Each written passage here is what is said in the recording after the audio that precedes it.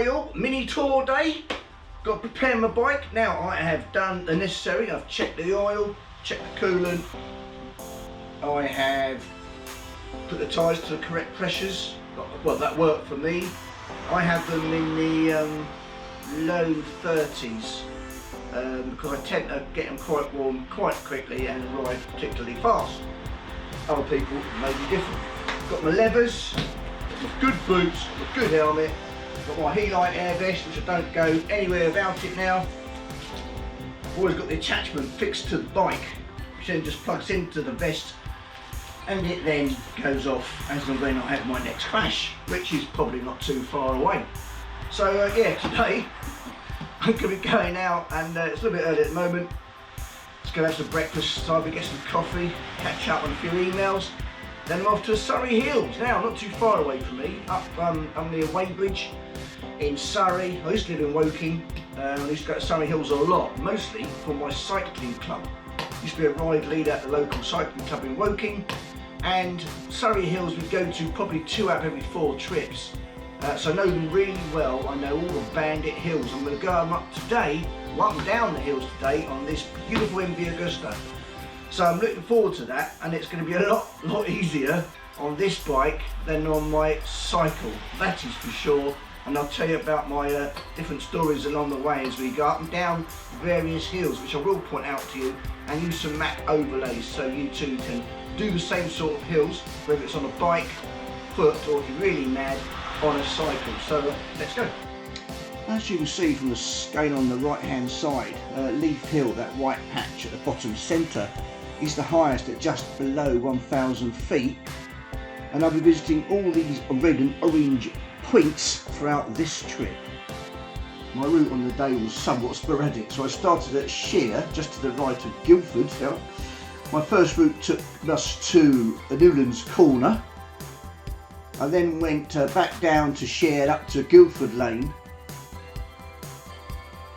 then Coombe Lane, then came back down that one, all the way down Hounds Hatch to Bar Hatch Lane, and from Bar Hatch I went over to Leaf Hill, the highest point in the Surrey Hills, and from Leaf Hill I made my way through Dorking High Street to Box Hill, the famous one. I then came all the way back down and went to up Whitedown Lane, which is pretty ferocious, and then did a last trip down Cottonwolf Road where I finished. Well, here we go then. Now it looks like a BMW GS to me. I'm not brilliant with the rear of motorcycles. Usually I'm going too fast or concentrating so much I don't recognise them. But that's a good bike to be on for this trip. Better than this bike, I'd wager, because these roads are bloody rubbish. And you can probably see they're a bit rough and ragged, despite Surrey being possibly the most affluent of the counties in the United Kingdom. They are fairly skinflintish and don't put the money into the roads as they should, except when required to do so from above, which is what you'll see at Box Hill a bit later, which took part in the Olympics. So it needed super smooth roads. So here we go. Cyclists getting in the way again. You know my feeling about cyclists, even though I am one and was a very strong one. I hate cyclists on the road. So, a bit hypocritical, but when I am on my bicycle I do take note of cars. I'm very conscientious that might hold them up, so I will pull over at any opportunity I can, or give them plenty of room. So we're going through lower part of Sheer, very nice village. There's a lot of quintessential kind of English villages in the Surrey Hills. They're a bit few and far between, but it's a nice little 5 or 10 minute ride to get to them. So it's all, every little village is like a little adventure in itself. He seems to be doing alright. Good turn of acceleration on that bike, isn't it? Right, left, right, let's go left, follow him for now.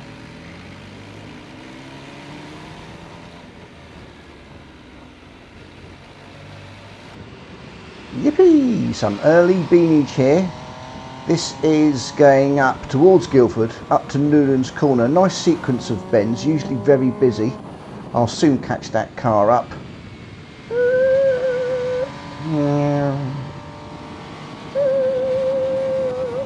There you go, and brakes. Yeah, this is a nice little road actually. You'll see amongst this tour that a lot of the roads are similar. They're quite narrow and they've got trees and bushes on both sides with no runoff at all. It's not as if you can even stop a car, never mind a bike. Oh, there we go. And back in again. This bike's great. I'm loving this MV Agusta. It's got torque on tap. As soon as you pull the throttle back, it just shifts. It's such a light bike. It's got very low inertia. So every little bit of throttle movement you put in really shoots the bike forward, and I'm really loving it. It's so exciting and so much fun. Not great for beginners because it probably is a little bit dangerous, the fact it's so dynamic. But now I'm well used to it, and I do take it fairly carefully because I love it. Right, going left here into Newlands Corner. I'll try and tell you bits about the places that I'm visiting, and Newlands Corner is a 103 hectare area, which is 250 acres. It's a nature reserve just to the east of Guildford in Surrey. It's managed by the Surrey Wildlife Trust. Now, there are areas of chalk grassland and woodlands, and it lies on the North Downs Way. There are 129 ancient yew trees with a girth of over 3.5 metres, which are approximately 500 years old, with some over 6 metre girth, which are probably at least 1,000 years old on the northern wooded slope. Now, some trees are so old, the centre is hollow and the whole tree can be walked through. Right, and here we have the most important view of all, motorbikes. Lovely. Right, let's have a look around. First of all, some monkey bikes. Some, well, a mixture of old and fairly new ones there. I've been on a couple of monkey bikes. Great fun, not just for beginners, but for anybody who's supposed to pop on and pop down the shops. Cracking little bikes. Over here, what's that? Is that a Can-Am? Some big, no, it's too small, isn't it? Some big trike there. Not my game, because you can't filter through traffic, so what's the bloody point? Nice little bikes there. It's like an R9T in that BMW livery, very nice. Must be a small Kawasaki, it's green. The Gixxer, big Harley. Not a huge turnout today, but not too bad. I like the old Repsol livery. Cool, an old Phaser, I don't see many of them. That's now an old looking bike, but a bike that won't go down in price anymore. Bit of a classic, old Scramblers. There are some great places to scramble and green lane around here. That's an old bike, no idea what that is, but it's probably older than me. Look at that, good go for that tank, lovely. I'll tell you, I'm definitely getting more and more into the older style bikes, the cruisers and the Harleys, etc. And the Triumph Bobber, I did like that. Another Repsol livery bike there, very nice. Ooh, another oldie, look at that. Bobber style.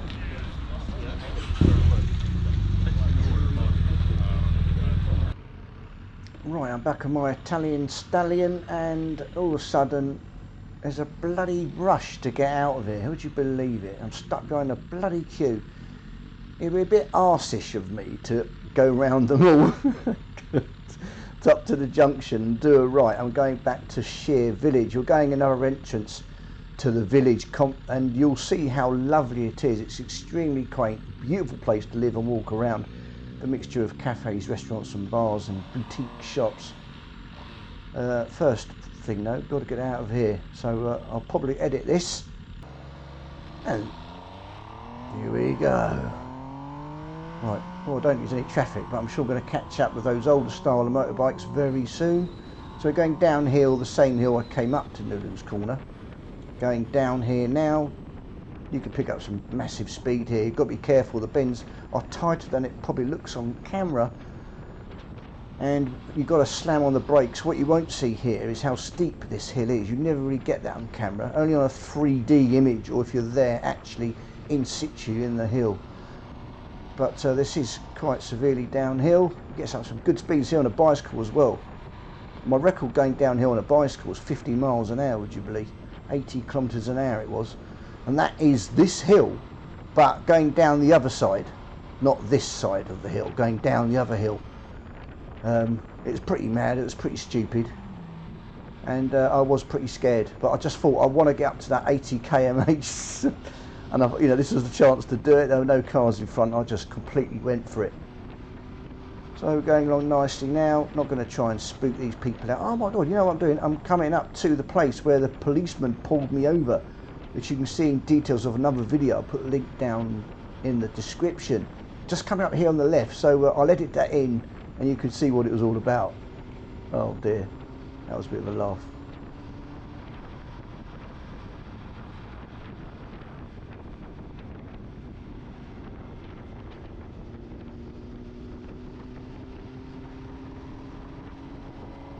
Oh, this is when the policeman pulled me over because the number plate had fallen off the back. It was ever so nice, but it took ages, like 20 minutes, for me to try and work out what the number plate was meant to be. Okay, so we're turning right here into the village of Shear. Now, Shear is a beautiful, quintessential English village located between the towns of Guildford and Dorking. Now, the village offers visitors charming buildings, a stream with ducks, a small museum, a tea room, 2 pubs, as well as St James Church, a 12th century church which appeared in a Domesday Book. It contains a tiny enclosed cell in which a Christine Carpenter, who was a religious recluse, she lived there. Her only contact with the outside world was through a grid, a very small grid and an aperture through which food was passed. It's also very popular with walkers, as well as being a favourite location for filmmakers, with scenes in films such as Bridget Jones' The Edge of Reason and The Holiday. Not that I could live in one, but I love the way these homes are right on the edge of the road. It gives it a real sense of community and closeness, and it's so idyllic. Well, now, of course, the downside of that is, and this must be a shock for Americans with those huge wide roads, this is a 2-way street, and what a nightmare trying to get around this in a car, never mind a motorcycle, when there's traffic coming the other way. Can you imagine this on a school run when it's really busy? But look at these amazing buildings. They're kind of almost like hobbits. The front doors are really short because they go back such a long time, you know, hundreds of years, that people were actually a lot shorter. You know, you very, very rarely would see anybody over 6 foot. People were nearer 5 than 6, and that's the men. A lot has changed. It must be what we're eating. It must be McDonald's. I blame them. So yeah, fantastic little architecture. So old and protected quite rightly. Right, so here we are going into Albury. I love this pond on the right. I love it, love it, love it. I've gone past it 100 times and like,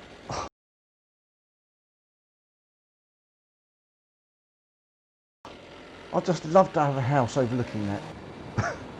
We're going to Albury Village. Now, there are 2 pubs, 4 churches and a village hall in this area, in the Surrey Hills. And how about that?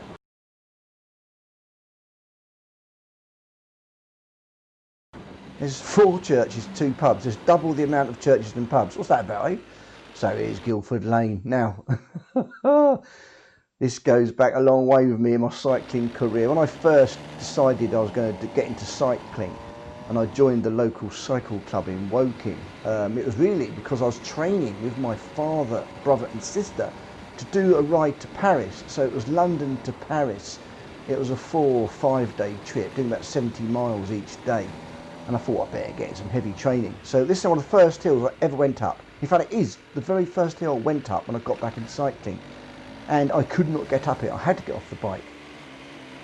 Most annoying because other people were going past me. Now this is it now. Now it looks nothing as you're probably watching it on this camera, but believe me, it's about 12 to 15 degrees all the way up. No respite, a bit twisty. You don't see the end, so it's negatively playing on your mind. But I did eventually conquer it. I came back, trained, and I made sure I could do all the hills, and I was very, very proud of myself. Right, let's do a Huey Lewis and the News and turn back down, go down this hill.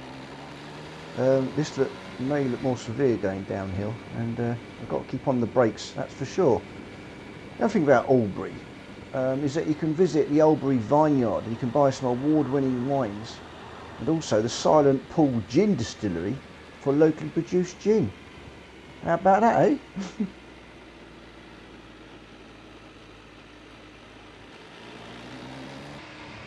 Okay, so here we are, Coombe Lane. Now, I've come back down Guildford Lane as you saw, gone back through Albury, crossed over the road, and now you come up this hill.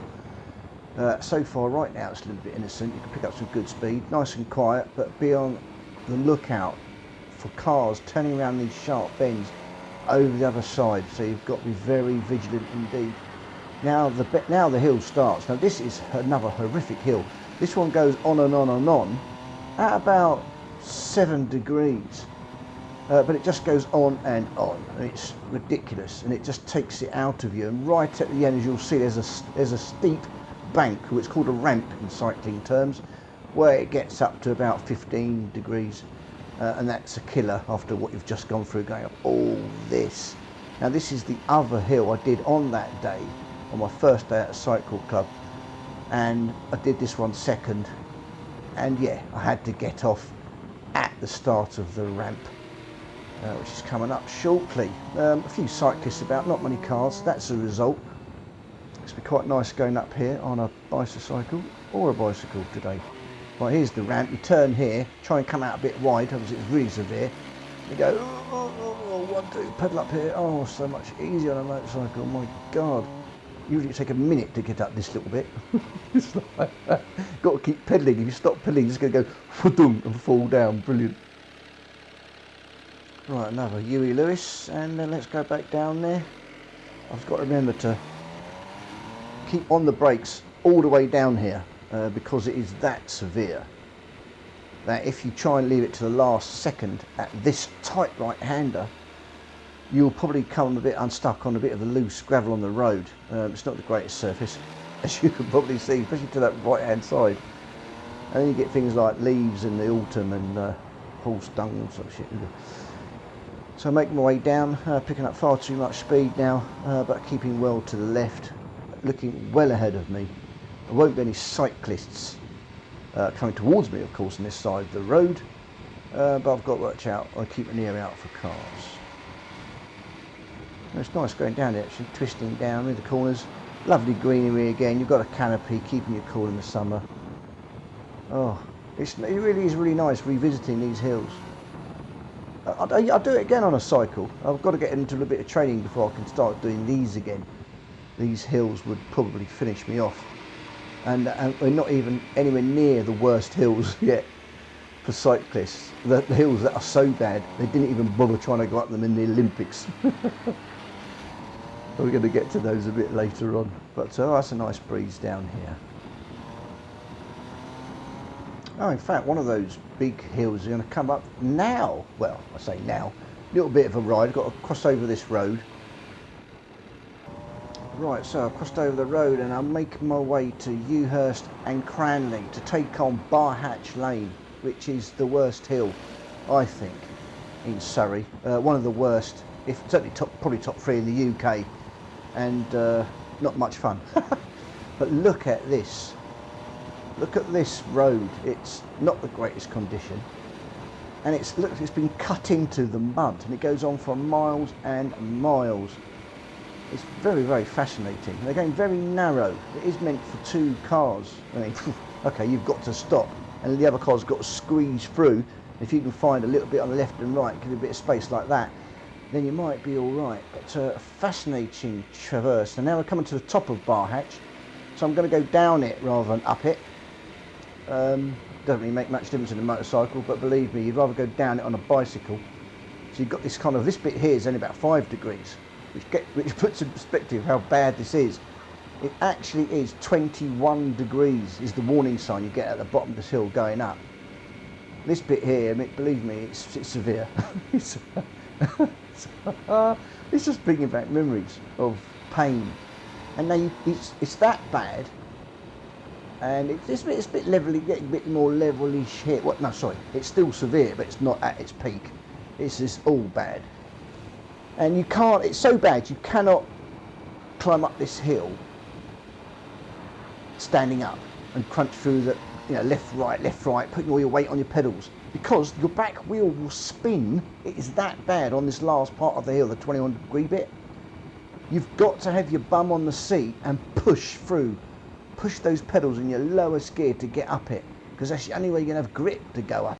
Right, bar hatch is over, and oh look, now isn't that quintessential British? Playing cricket on a field in the middle of nowhere. Fantastic. Right, on my way to Leaf Hill now, which is the tallest part of Surrey. At the very top is the Leaf Hill Tower, which marks the highest point in southeast England, at 1,029 feet, which is 313 metres. And I won't be seeing that on this Travail, unfortunately. Look at this. Now this is a case of keep to the dry bit and keep away from the mud and leaves on the side. Look how dark it suddenly got. You can see my headlamps, good grief. So this is just one of 8 routes up to the top of Leaf Hill. Now they call it the Octopus in the cycling club. And one of the challenges was we went out there and you spend a whole day going up each 8 routes. Now I only managed 5 and I thought, well, I'll call it quits. It was getting late, honestly, it was getting dark. Not because I was suffering. No, it was really tough. And to do all 8 is a real challenge. And they are quite severe, as you can see now. The roads again are very narrow. Some of them are in good nick and some of them are very poor nick. It all depends on kind of what's around you. Right, into Dorking town now. So it's not quite a village, more of a town, quite a lot bigger, not as quaint as the ones we've been looking at, but not too shabby. And I need some petrol. I'm pretty sure there's a place up here where I can get some, which is just as well. I might have mentioned in other videos that this bike has no fuel gauge. A light comes on and you've got a mad dash to get some petrol before it runs out. It's actually really disconcerting, and it's one of the things I don't like about the bike. I'll just take a quick little stand back to admire this Italian beauty. MV Agusta Dragster RR, only 800cc, but the gearing makes it absolutely frantic. Okay, so a load more petrol back in the bike, start it up. Right, so I'm getting out of Dorking High Street, going to do a left down the dual carriageway to Box Hill. It'll take me down to the bottom of it. As I said before, very famous for the British Olympics. Here we go. Ooh, here we go, here we go, here we go! and off!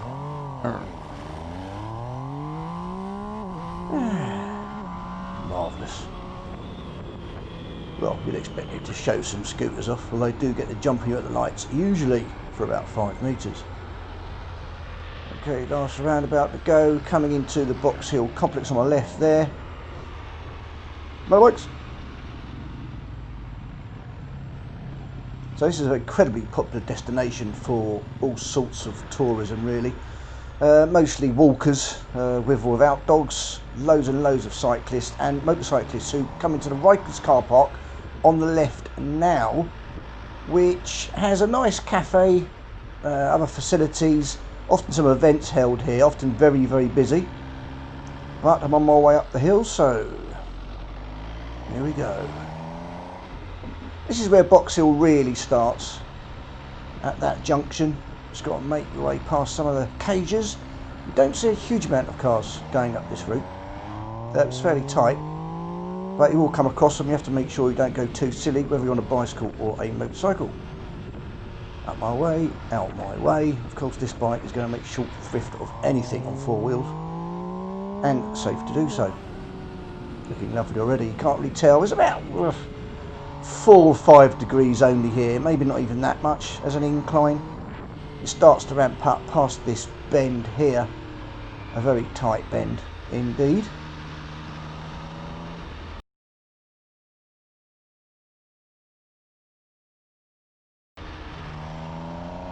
So it's about 7 degrees now, especially if we go around the hairpin beams. Obviously it goes up to quite a bit. There's a great view to the left, but I'm trying to keep my eyes on the cars coming down, the cyclists coming down and the bumps in the road, otherwise they'll catch me out. But it's a terrific view from the top, and that's kind of the money shot, so to speak. over the bump, and then round the tight right-hander. Make sure you stick to the outside because of things like that, a car going past. And now we're going up again. This is now about 7 or 8 degrees. And it starts to even out about 5 to 6 degrees. And it's pretty much stable from now on until the next right-hand bend in about a third of a mile.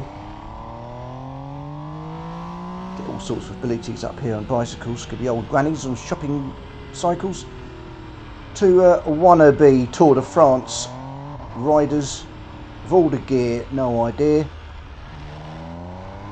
I mean, when I was cycling, my stamina was pretty good, but mainly what I was particularly good at, relative to other people around me, I noticed, was just kind of short sprints and sprinting up quite severe hills.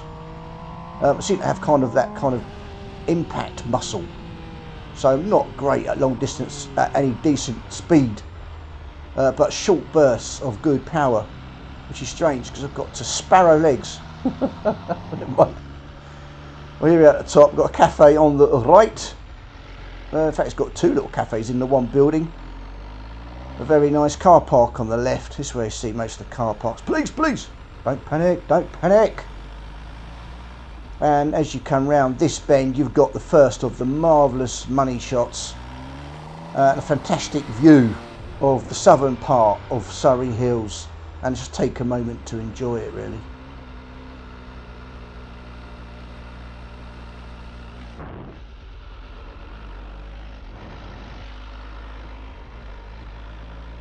In fact, why don't I park up here on the left and get some nice drone footage.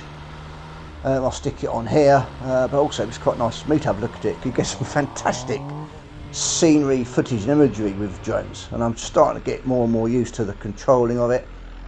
Bearing in mind, I don't want to hit anybody on the head and get sued, but you've got to be a little bit careful. Let's park up here. Did I tell you I love this bike?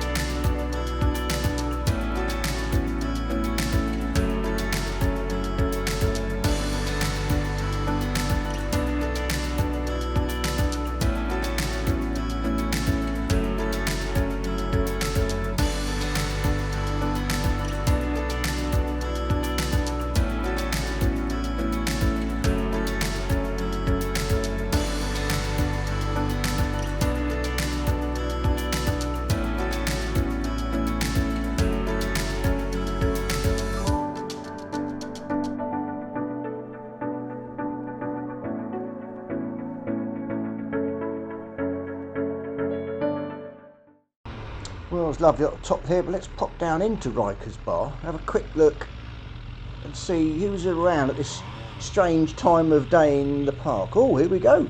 Quite a few, taking advantage of the sun. Let's park up and have a quick shifty, shall we? Must be something of interest. Just make sure I don't crash. Don't panic. So, done a bit of a tour now. Got one more hill to do, which would be White Down. I'll show you how steep that is. Only second to Bar Hatch in severity. Got a few superbikes here, mostly R1s. Oh, little Ducati. Oh, that's the Super Sport. Okay, that's the new City Uppy job. I'd much have preferred that to my 899 Panigale that I had in my early days and killed it. I killed it before it managed to kill me. It's a bit of a result. Oh, something's loud. Oh look, there's that bloke again. Those who watch my channel know about this bloke. He crouches behind a bike when it starts up and he'll remain there sniffing the exhaust until the bike's moved off. Bloody strange behaviour. Oh, fantastic. Oh, it's my bike. Pirelli, very nice. Nice little RR, traditional livery, very nice. First superbike went on. Oh no, it was second superbike went on to. One of the Fireblade first. Right, back on the road, heading for White Down as mentioned. A severe sequence of bends with very little respite. And I've been in some trouble on this. When I was bike fit, I could get up it, but you're out of breath. But you know, I was fit enough that I didn't. Oh, there we go. Look, 18%. I'll edit it there, so you can see it. Pretty scary. So as I was saying, I'd go along here, and when I was bike fit, I could get to the top, and I can continue as it flattens out, then goes downhill. But when I wasn't fit, after a couple of, or about a year or two layoff, I thought I'd just use this as a barometer. I mean, look at this, flipping it. You can't really get much of an idea, but it's 18 degrees. Oh my life, you have to come out of the saddle. Unless it's wet, in which case you've got to sit down and really grin and bear it, but it's pretty ferocious. Making short fifth of it on a motorbike, but you can imagine going 6 to 10 times slower, one step after another, trying to maintain the bike moving forward. Yeah, as I say, after a couple of years layoff, I got to the top of this and I collapsed off it onto a heap on the floor. Someone came up who was a lot fitter than I was and said, "Are you okay, mate?" And I kind of nodded him away, say, "Yeah, I just haven't gone up here for a while." So you don't attempt these things if you're not top of your game, basically. But it's a real challenge. Oh, going down Crop North now. Much better than going up, but it's got to keep on your brakes here. Going down, whatever transport you're on. You had another little element, a little moment here. Coming down here, I was a ride leader. One of my group, it's about 7 or 8 of them, one of them fell off. Not too bad, couldn't get up the hill. Then managed to get him back on it. I gave him a push with the momentum, managed to get back up it.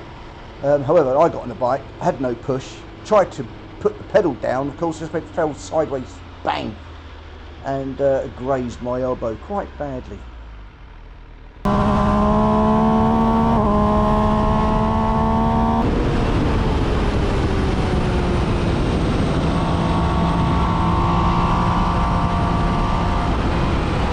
Right, I thought I'd have a nice little blast there so you can hear the bike properly. But now I'll call it quits off that tour. That was the last leg of it. Thank you very much for staying with me, for made it to the end here. Next tour coming up, which I've completed with Bicky, is the Lake District, which is fantastic.